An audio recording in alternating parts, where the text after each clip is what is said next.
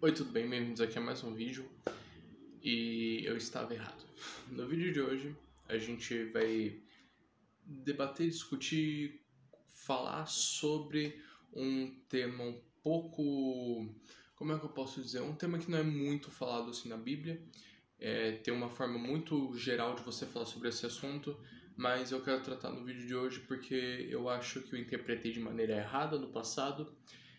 E agora eu vejo de uma outra forma que talvez seja uma forma que seja mais... que seja correta, a que você interprete de maneira correta. Enfim, aquela velha questão que é mais velha, inclusive, mais velha do que as pessoas, tá ligado? O que acontece depois que a gente morre, só que eu quero interpretar aqui segundo o que diz a Bíblia. Mas antes de começar a explicar o que a Bíblia diz, eu preciso voltar um pouco no tempo para as interpretações que eu tinha. Bem, quando eu era agnóstico não tinha muita coisa que fazer, né? Tipo, morria e nada acontecia. E depois disso daí eu entrei, quando me converti, né? Teve o processo e tal. Eu entrei na SUD, a Igreja de Jesus Cristo dos Santos dos Últimos Dias, os Mormons, né? Os Nefitas, como eu chamo. E eles já acreditam em um tipo de vida após a morte totalmente diferente. Porque o que a gente está acostumado é o seguinte: se a gente morre, a gente vai para o céu ou para o inferno.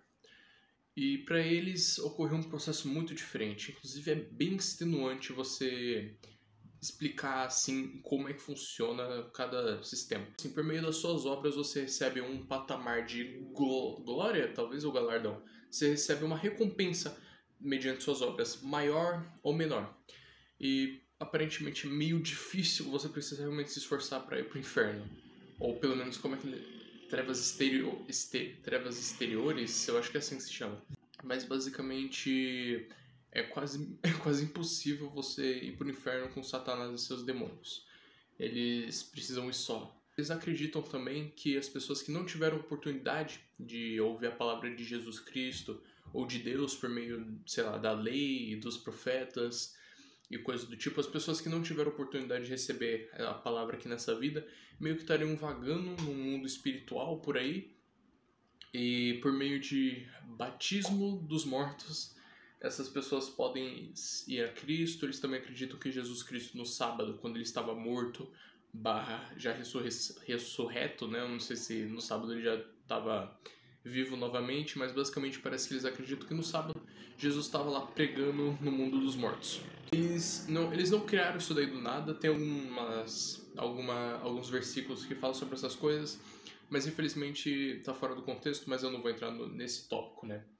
Basicamente eles acreditam que por meio das suas obras você recebe uma recompensa boa, mediana, ou é o que tem pra hoje, ou por meio de obras muito ruins você pode ir para as trevas exteriores barra inferno. E se você não foi nenhum desses dois lados porque você não teve acesso ao evangelho, você só fica vagando, esperando, sei lá, alguém se batizar no seu nome.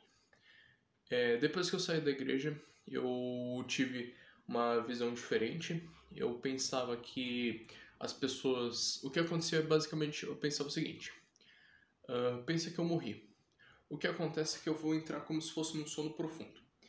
E aí eu ia ficar dormindo até a segunda vinda de Cristo. Quando eu ia acordar, eu e meu corpo glorificado não, né? Perfeito, não sei. Mas basicamente eu viria ressurreto, tá ligado? Eu iria ressuscitar dentre os mortos também, os que dormem, né? Igual fala aqui em, se eu não me engano, no Daniel 12. Vamos ver, Daniel 12, imagina, Daniel 12, 2. E muitos dos que dormem no pó da terra ressuscitarão, uns para a vida eterna e outros para a vergonha e desprezo eterno. Então, eu interpretava dessa forma: a pessoa, após ela morrer, ela ficava nanando. Ela nanava. E sabe aquelas noites de sono em que, tipo, você... Eu acho que isso daí é mais comum na infância, né? Pelo menos só me aconteceu na infância isso daí. É quando você dorme e, tipo, num piscar de olhos você já tá no outro dia. Eu pensava dessa forma, que no momento que eu morria, eu já acordava, já estava Jesus Cristo assim descendo e tal, e coisas do tipo. Por quê? Porque a Bíblia geralmente interpreta o estado dos mortos como pessoas que dormem. Inclusive você pode ver isso daí em textos ainda mais antigos, como por exemplo o épico de Gilgamesh. Nossa, saudade dessa época da minha vida, hein? Mudei minha percepção sobre algumas coisas. Por quê? Porque principalmente assim, durante o Evangelho, a gente vê Jesus falando sobre coisas que indicam que a pessoa, ela, após a morte, ela já vai para o juízo de Deus. Ou seja, não tem um meio termo. Não tem um... Como é que os católicos chamam? Nossa, agora esqueci que você fica por aí vagando. Nossa, caraca. Purgatório. Purgatório. Não tem tipo um meio termo como um purgatório ou um mundo espiritual que você fica andando por aí esperando alguém ser batizado no seu nome. Ou você vai direto da sua morte até o juízo de Deus. E Deus ali, ele vai decidir por meio da sua fé, da sua justificação, ou até por meio das suas obras. Afinal de contas, nós não somos salvos por obras, mas nós somos julgados pelas nossas obras. Então, por meio ali do nosso caminhar, tá ligado? A gente vai ser julgado ou para o inferno ou para o paraíso, né? A vida eterna. Como é que eu cheguei nessa percepção? Porque é o seguinte, parando para pensar, quando a Bíblia se refere aos que dormem, os mortos, não está se referindo ao espírito da pessoa, e sim o corpo da pessoa. Porque, pô, com certeza existem vários casos de pessoas que morrem dormindo e as pessoas acham que a pessoa só tá dormindo. Aí elas vão dar uma cutucada, ela percebe que a pessoa não acorda e a pessoa tá morta, tá ligado? E isso daí é um costume dos antigos, igual eu falei, os próprios sumérios, a primeira civilização tratava os mortos como pessoas em semelhança assim como as que dormem. E eu também separei alguns textos que falam sobre essa linha de raciocínio que é mais comum nos dias de hoje, que a pessoa ela morre e já em seguida ela vai direto para o juízo de Deus. A primeira que eu posso ver aqui é a famosa Hebreus 9:27, em que o autor de Hebreus no capítulo 9 ele vai explicando por que Cristo morreu pelos nossos pecados, por que ele teve que morrer para cumprir a nova aliança e tal. E no versículo 27 ele fala assim: e como aos homens está ordenado morrerem uma vez, vindo depois disso o juízo, assim também Cristo, oferecendo-se uma vez para tirar os pecados de muitos, aparecerá a segunda vez, sem pecado, aos que esperam para a salvação. Mas nota que no 27, que o autor de Hebreus ele impõe essa base, esse fato.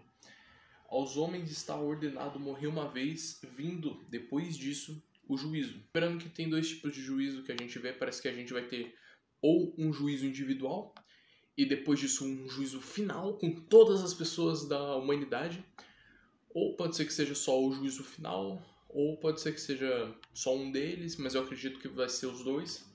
E aqui em Blitz, eu vejo aqui também em Lucas, eu peguei duas passagens de Lucas. A primeira a gente pode ver aqui no capítulo 16, a partir do versículo 19, que é a parábola do rico e do Lázaro. Basicamente uma história que diz o que as suas obras podem causar após a morte, mas o que chama a atenção aqui é o versículo 22.